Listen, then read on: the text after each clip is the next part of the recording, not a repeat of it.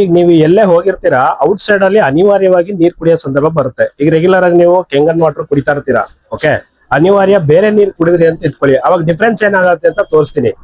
ಈಗ ನೋಡಿ, regular ಕೆಂಗನ್ water ಕುಡಿತಾ ಇದ್ರಿ, ಇದು ಏನ್ ಪ್ರಾಪರ್ಟಿ, ಅಲ್ಕಲೈನ್ ಪ್ರಾಪರ್ಟಿ ಆಲ್ರೆಡಿ ಇರುತ್ತೆ.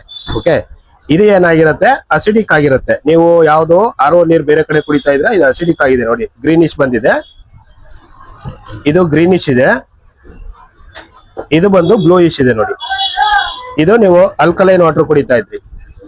ಈಗ ಮತ್ತೆ ನೀವು ಅಗೈನ್ ಇದು ನೀವು ಕುಡ್ದಿರೋದೀಗ, ಈಗ ನೀವು ಮತ್ತೆ ಬಂದು ಕೆಂಗನ್ ವಾಟರ್ ಕುಡಿಯಕ್ ಶುರು ಮಾಡ್ತೀರಾ.